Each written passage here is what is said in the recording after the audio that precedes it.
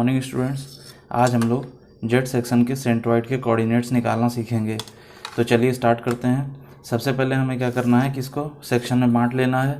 तो यहाँ पर हमने इसको क्या किया, इस तरह से रेक्टेंगल में बांट लिया।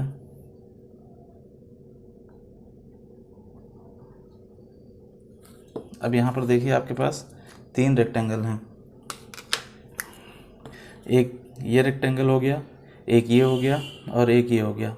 तीनों के सेंट्रॉइड के कोऑर्डिनेट्स बनाने हैं और फिर उसके बाद हम इसका टेबल बनाएंगे। तो हम लोग स्टार्ट करते हैं। सबसे पहले हम लोग यहाँ पर एक्स वाई एक्सिस खींच लेते हैं, क्योंकि कोऑर्डिनेट क्या होते हैं, एक्स एक्सिस या वाई एक्सिस से सेंट्रॉइड की डिस्टेंस।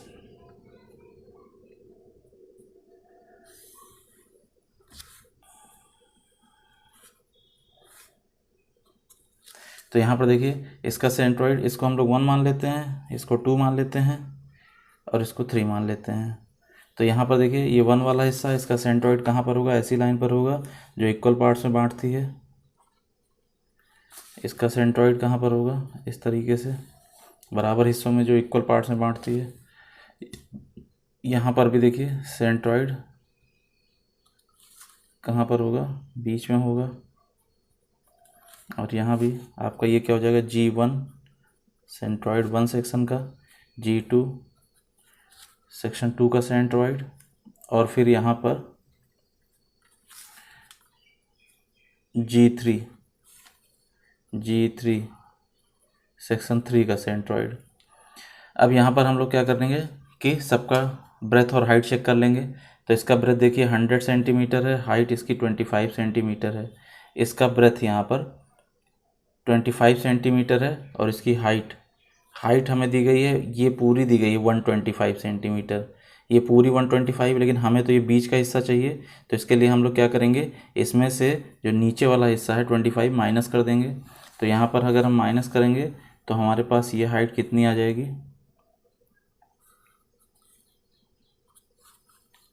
ये आ जाएगा कितना, 100 सेंटीमीटर। तो हमारे पास ये आ गया 100 सेंटीमीटर।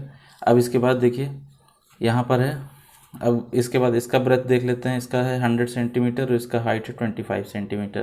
तो इस तरह से तीनों मिल गए हैं। अब हम इसका x1 x2 और x3 करेंगे, y1 y2 y3। तो x1 कहाँ से कहाँ तक होगा, y एक्सिस से G1 तक, y एक्सिस है।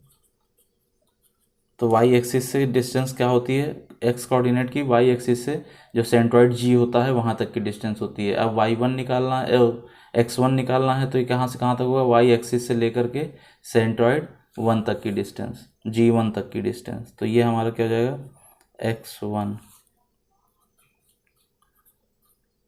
x2 कहाँ से कहाँ तक होगा, y एक्सिस से सेंट्रॉइड 2 तक की डिस्टेंस।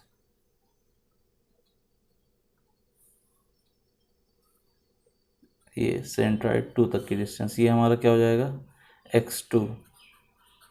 अब फिर उसके बाद x3 कहाँ से कहाँ तक होगा, y एक्सिस से सेंट्रॉइड 3 तक की डिस्टेंस। ये तो ये हमारा क्या हो गया, x3। तो x1 निकाल लेते हैं। तो x1 कितना होगा, ये पूरा 100 है, ये बीच में है, तो ये कितना हो जाएगा, हाफ हाफ इक्वल पार्ट्स में, तो 100 का हाफ हाफ हो जाएगा यानी 50। इसी तरह से ये x2 है, तो x2 हमें निकालना है, तो हमें ये निकालना पड़ेगा प्लस 25 का, ये हाफ हो जाएगा। ये पूरा 25 है, ये 12.5 और ये 12.5। अब ये वैल्यू अगर निकाल लें और उसमें ये 12.5 जोड़ दें तो ये पूरी वैल्यू हमें मिल जाएगी। तो ये x2 कैसे मिलेगा, x2 निकालने के लिए हमें ये डिस्टेंस निकालनी पड़ेगी यहाँ तक की। तो यहाँ तक की डिस्टेंस कैसे निकालेंगे, ये हमारे पास कितना है 100 और ये कितना है 25। तो इधर का कितना बचेगा, 100 में से इधर का 25 माइनस कर देंगे। तो यानी कि ये 100 में से 25 माइनस कर दिए तो ये कितना बच गया, 75। फिर से देख लीजिए, ये पूरा 100 है और ये इधर का 25 है। ये 100 में से इधर का 25 माइनस किए तो ये जो बची हुई इधर की डिस्टेंस है वो आ गई 75। तो हमें ये डिस्टेंस निकालना है, तो यानी ये 75 प्लस ये 12.5, 75 प्लस 12.5, तो ये आ गया 87.5।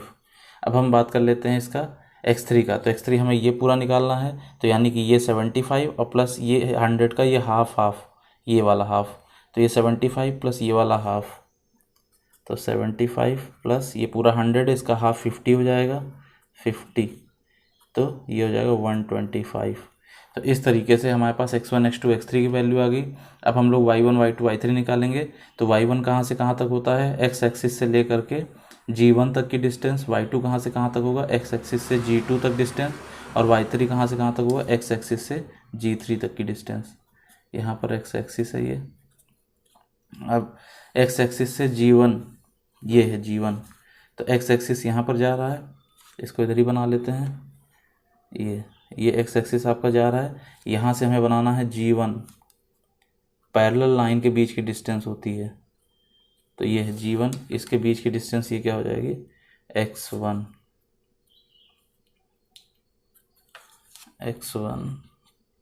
तो ये कैसे निकालेंगे, y1, ये हो जाएगा y1, x एक्सिस से जो सेंट्रॉइड 1 की डिस्टेंस क्या होती है, y होती है, तो y1 हो जाएगा। y2 कहाँ से कहाँ तक होगा, x एक्सिस से g2 तक डिस्टेंस, सेंट्रॉइड 2 तक डिस्टेंस, ये सेंट्रॉइड 2 जा रहा है, इसी को आगे बढ़ा लेते हैं। ये कहाँ से होगा, x एक्सिस से होगा, x एक्सिस से होगा, ये हमारा क्या हो जाएगा, y2। इसी तरह x एक्सिस से g3 तक क्या हो जाएगा हमारा, y3, ये जो डिस्टेंस है, इसको कहीं भी लिख लें, यहीं लिख लेते हैं, ये क्या हो जाएगा, y3। तो y3 तो हमें सीधे मिल जाएगा 25 है, 25 का हाफ हो जाएगा ये वाला, तो ये हो जाएगा 12.5। अब बात कर लेते हैं y2 की, तो ये y2 निकालना है, तो उसमें ये डिस्टेंस प्लस इस वाले का हाफ जोड़ देंगे, तो ये डिस्टेंस कितना है, 25 है, और इस वाले का हाफ जोड़ना है, तो इस वाले का हाफ कितना हो जाएगा, 100 है, 100 का हाफ 50 हो जाएगा ये वाला डिस्टेंस। तो यानी कि यहाँ पर कितना हो गया, ये है 25 और प्लस ये है 50, 100 का हाफ, तो 25 प्लस 50 इक्वल टू 75। अब यहाँ पर देख लेते हैं y1 निकालना है, तो y1 में कैसे जोड़ेंगे, ये पूरी डिस्टेंस जोड़ेंगे प्लस ये छोटी वाली डिस्टेंस जोड़ लेंगे, ये पूरी डिस्टेंस 125 गिवन है और इसमें प्लस 25 जोड़ देंगे, तो ये हो जाएगा 125 प्लस 25 इक्वल टू 150 सेंटीमीटर। तो इस तरह से हमारे पास x1 x2 x3 आ गया, y1 y2 y3 आ गया। अब हम लोग टेबल ड्रॉ करेंगे, तो टेबल यहाँ पर ड्रॉ कर लेते हैं। तो यहाँ पर हमने ये टेबल ड्रॉ कर लिया है। अब हम यहाँ पर सारे सेक्शन से जो जो वैल्यूज़ मिलती हैं उन वैल्यूज़ को यहाँ पर लिखेंगे। तो सबसे पहले हम लोग सेक्शन 1 की बात कर लेते हैं। तो सेक्शन 1 यहाँ पर एक रेक्टेंगल है, रेक्टेंगल में ब्रेथ और हाइट दी गई है। ब्रेथ कितना है, 100 mm, और इसकी हाइट कितनी है, 25 mm। इसका एरिया क्या हो जाएगा, 2500। अब हम इसका x1 देख लेते हैं। तो x1 हमने कितना निकाला है, 50। y1 कितना निकाला है, y1 सॉरी इसमें y1 देखिए, y1 थोड़ा मिस्टेक हो गया है। यहाँ पर आपका ये 125 होगा और ये वाला वैल्यू 25 का हाफ हो जाएगा, ये 25 का हाफ हो जाएगा, तो ये यहाँ पर वैल्यू आ जाएगा 137.5।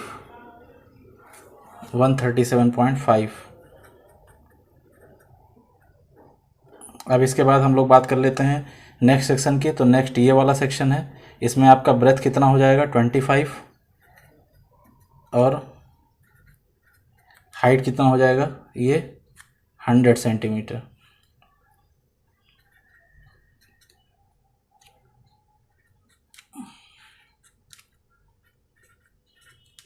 तो यहाँ पर x2 कितना निकाला है, 87.5, और y2 कितना निकाला है हमने, y2 75,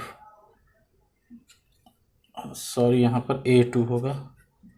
तो a2 कितना हो जाएगा, इसको मल्टीप्लाई कर देंगे, तो ये आपका आ जाएगा 2500। क्या किया हमने, 25 और 100 का मल्टीप्लाई किया है। और यहाँ पर x2 कितना आ जाएगा, 87.5, और y2 कितना निकाला है हमने, 75।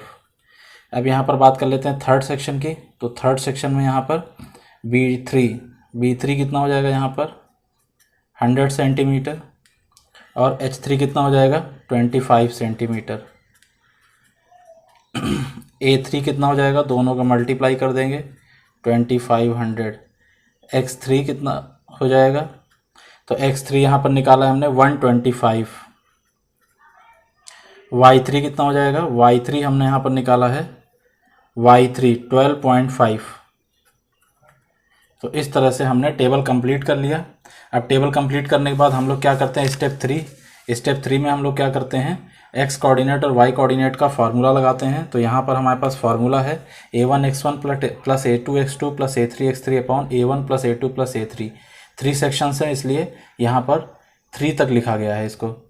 ठीक है, अब यहाँ पे वैल्यू जब रखेंगे तो A1 हमारे पास आया था 2500, x1 आया था 50 प्लस A2 आया था 2500 प्लस x2 आया था 87.5, फिर A3 आया था 2500 और x3 आया था 120। x3 कितना आया था, x3 आया था 125। अब यहाँ पर जब हम वैल्यूज़ रख लेते हैं A1 तो 2500 प्लस 2500 प्लस 2500, और जब ये तीनों वैल्यूज रखेंगे, जब इसको कैलकुलेटर में हम सॉल्व करेंगे तो आंसर आ जाएगा 87.5 सेंटीमीटर। अब इसी तरह से हम लोग वाई बार में वैल्यू रख देंगे। तो A1 था 2500, Y1 आया था 137.5 प्लस A2 है 2500 और Y2 आया था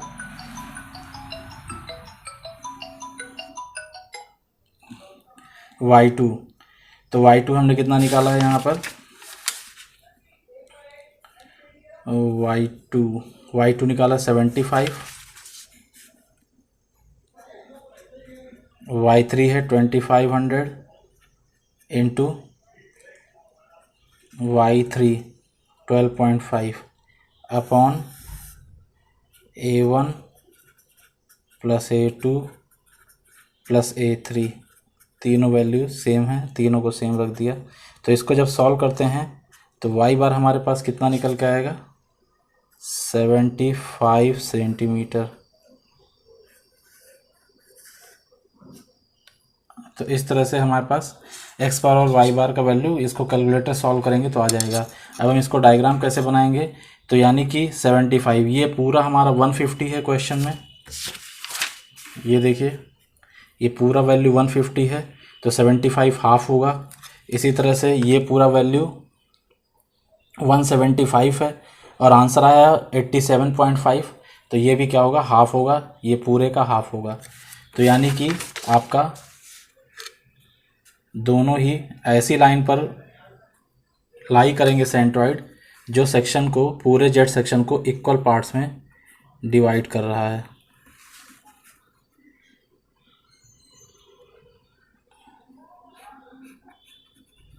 ये जहाँ पर कटेगा यही हो जाएगा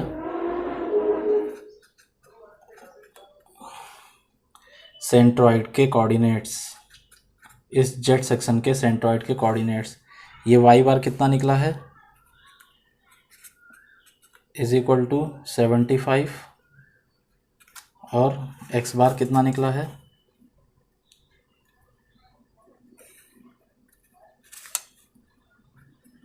एक्स बार आया है 87.5। तो ये है, क्लियर है। तो इस तरह से जेड सेक्शन का हम लोग सेंट्रॉइड फाइंड करते हैं। तो ये आपका आंसर यहाँ पर हो जाएगा G 87.5 और 75। तो आज का वीडियो यहीं पे ख़त्म करते हैं। अगले वीडियो में हम लोग आई सेक्शन के सेंट्रॉइड के कोऑर्डिनेट्स निकालना सीखेंगे। Okay, thank you class. तो दोस्तों, अगर आपको ये वीडियो अच्छा लगा हो तो इस चैनल को सब्सक्राइब कर लीजिए और साथ ही साथ इस वीडियो को लाइक भी कर दीजिए और अपने दोस्तों के साथ शेयर करिए, जिससे ज़्यादा से ज़्यादा लोग इस वीडियो का बेनिफिट पा सकें।